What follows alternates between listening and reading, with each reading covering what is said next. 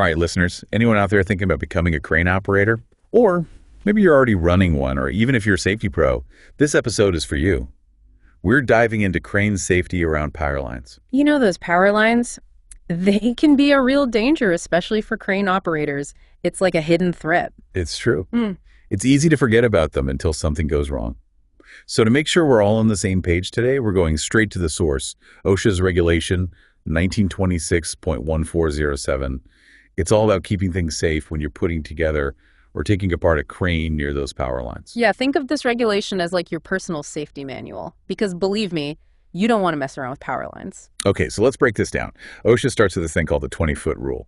Basically, it's like an invisible shield around those power lines. A buffer zone you absolutely have to maintain. That 20 feet, it's crucial, and it applies to every single part of the crane setup. We're talking the boom, the lines, everything, no exceptions. So it's not just about the tip of the boom staying clear. It's the whole shebang. The entire crane needs to be at least 20 feet away from those power lines. But what happens when you're in a tight spot where 20 feet is just not possible? And you can't always have that much space. That's where OSHA gives you some options. The first and always the safest is to just de-energize and ground the power lines. So basically, cut the power off completely. Make it a zero-risk situation. But I'm guessing that involves some serious coordination. You got it. You'll need to work with the utility company to get those lines de-energized. It takes planning for sure, but it's the most foolproof way to keep everyone safe. The second option is what I like to call the 20-foot hustle. You got to maintain that clearance even when things are cramped. Sounds like a lot of careful maneuvering and communication between the operator and the ground crew. So what's the third option then? Option 3 is where you work within specific clearance distances that OSHA lays out in Table A. This table takes into account the voltage of the power line.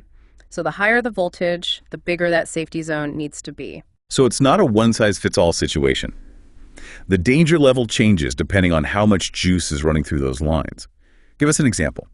How much does that clearance increase when you're dealing with higher voltage lines? Let's say you're working near a 750-volt line. Well, now your safe zone jumps up to 45 feet. That's almost half a football field. You got to keep clear. Wow, that really puts it into perspective.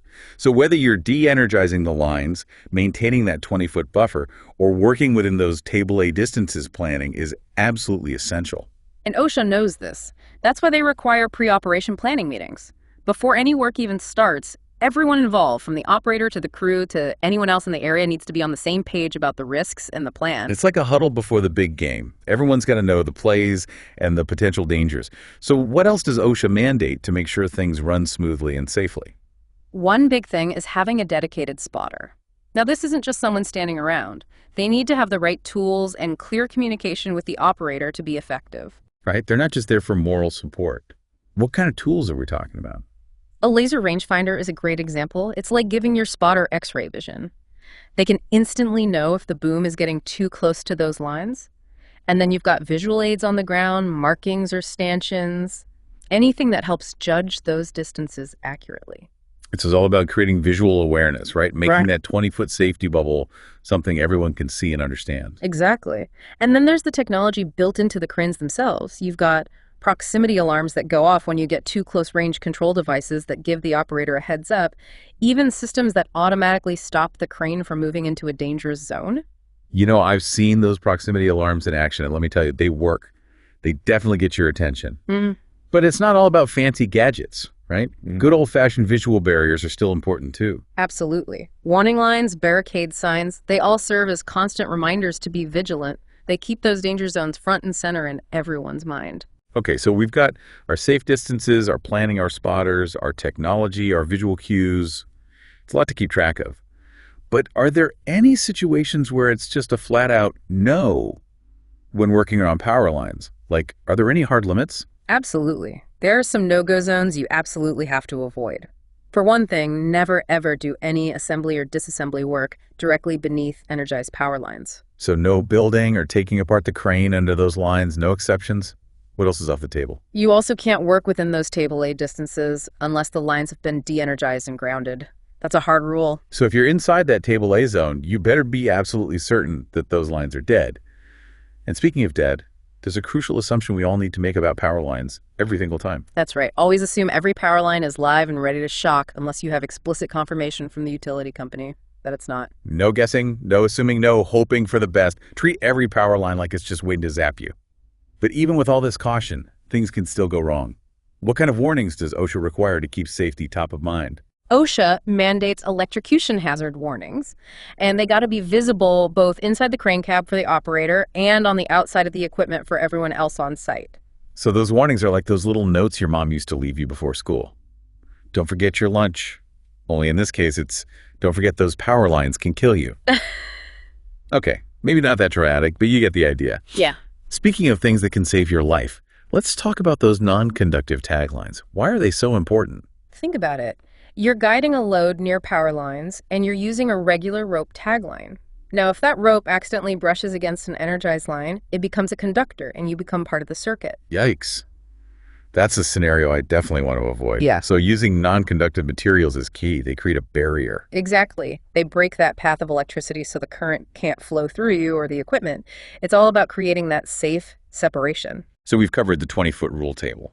Clearances, de-energizing options, pre-operation meetings, dedicated spotters, all that high-tech safety gear, visual barriers, those no-go zones under and around energized lines, and those crucial non-conductive taglines.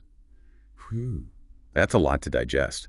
But even with all those precautions in place, can things still go wrong? I mean, is there always a chance of something unexpected happening? Oh, absolutely. Human error, unforeseen circumstances, equipment malfunctions, these things can and do happen. That's why comprehensive training is so important. Everyone on that job site, from the operator to the ground crew, needs to understand the risks associated with power lines and what to do in an emergency. Because in those critical moments, knowing what to do can literally be the difference between life and death. Exactly. For instance, let's say there's accidental contact with a power line. Everyone needs to know to stay clear of the equipment, keep others away, and immediately call the utility company. And of course, never try to rescue someone who's in contact with an energized line. You could become a victim yourself. Leave that to the professionals who have the training and the equipment to handle those situations safely. It's about making smart choices, being aware of your surroundings, and never cutting corners when it comes to safety. So for all our listeners out there, whether you're a seasoned veteran or just starting out in the world of cranes, remember, this crane safety around power lines isn't just about memorizing a bunch of rules. It's about developing a safety-first mindset. It's about taking those extra steps, asking those extra questions, and never ever compromising on safety. Because when it comes to working around power lines, everyone deserves to go home safe and sound at the end of the day. Now, we've covered a lot of ground here, but we want to give you even more resources to help you really understand this stuff. What have you got for us today? We've put together a list of essential links for you. OSHA's website industry best practice guides, even some interactive training modules. Think of it as continuing education in crane safety. Because knowledge is power, especially when it comes to preventing accidents. And we'll make sure those links are easy to find in the show notes for this episode. We encourage you to check them out, stay curious, and keep learning. We've walked you through those OSHA guidelines, but now it's time to apply what you've learned. Go back to your work environment and visualize those cranes, those power lines. Picture yourself on the job site. Think about the potential danger zones. Ask yourself, what steps can I take right now to make our operations even safer? Maybe it's getting that new laser rangefinder technology, or maybe it's just having more open and honest conversations about safety protocols. Whatever it is, take action. Don't wait for an accident to happen before you make a change. Safety is a shared responsibility. It's up to each and every one of us to create a work environment where everyone goes home safe at the end of the day. So stay vigilant, stay informed, and stay safe out there. And we'll catch you on our next deep dive. Yeah, those warnings are like little reminders, like those notes you'd find on your lunchbox as a kid. Exactly. Right. Like, hey, don't forget those power lines could seriously hurt you. Okay, maybe not quite as heartwarming, but you get the point. But hey, speaking of staying safe, let's talk about those non-conductive taglines. What's the deal with those? Well, imagine this. You're guiding a load near those power lines and you're using a regular old rope tagline. And let's say that rope accidentally touches an energized line. Boom, it becomes a conductor. And that's bad news, right? Because now what? Because now you're part of the electrical circuit. Yikes. Not good. So those non-conductive materials, they're the key. They act like a shield. That's it. They stop that electricity from flowing through you or the equipment. Creating that separation is super important. All right, so let's recap. We've got the 20-foot rule table. Clearances, those de-energizing options, pre-op meetings, dedicated spotters, high-tech safety features, visual barriers, no-go zones under and around energized lines, and those non-conductive taglines. Wow, it's a lot. But even with all of that, can things still go wrong? Oh, absolutely. You've got human error, you've got unexpected situations, equipment malfunctions can happen. That's why training is so crucial. Everyone on that site, from the operator to the ground crew, they all need to understand the dangers and what to do if something goes wrong. Because when it hits the fan, knowing what to do can literally be the difference between life and death. It's like, let's say there's an accidental contact with a power line. Everyone needs to know, stay away from the equipment, keep others clear, and call the utility company right away. And don't even think about trying to rescue someone who's in contact with an energized line. That's a job for the pros who know what they're doing. Yeah, you could end up getting hurt yourself. It's all about smart choices and knowing your limits. So for everyone listening, whether you're a crane veteran or just starting out, remember this: crane safety around power lines. It's not about memorizing a bunch of rules. It's bigger than that.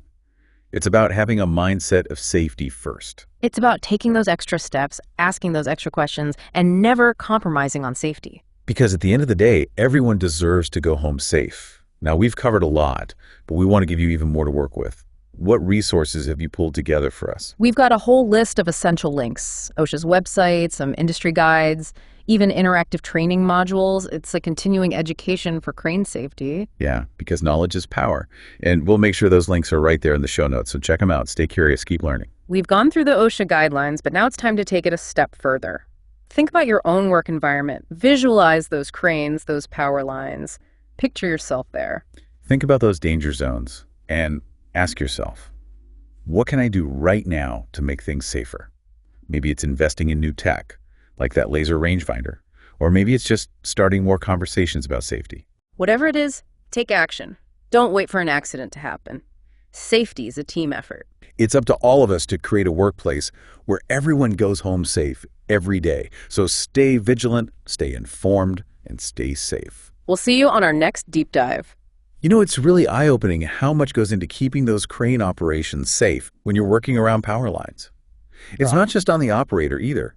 Everyone on a site needs to be aware of the risks and know how to prevent accidents. You hit the nail on the head. It's a team effort. And for our safety professionals listening in, I think this deep dive has given you a good grasp of those OSHA regulations and best practices.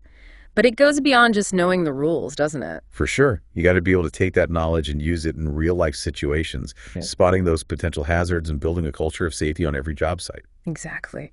And to anyone out there hoping to become a crane operator, this information, it's like gold. Knowing these safety protocols, it's not just about passing a test. It's about protecting yourself and everyone around you. Absolutely. This isn't some theoretical thing you read in a book. This is real-world stuff. It can mean the difference between a long career and a real tragedy. So no matter where you are in your journey, whether you're a seasoned safety pro, a current operator, or just dreaming of getting behind the controls of a crane, always remember safety. It's an ongoing process. It's about staying in the loop, asking questions, and always looking for ways to improve.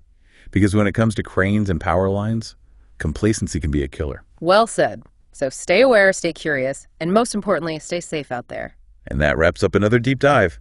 Thanks for joining us. We'll see you next time.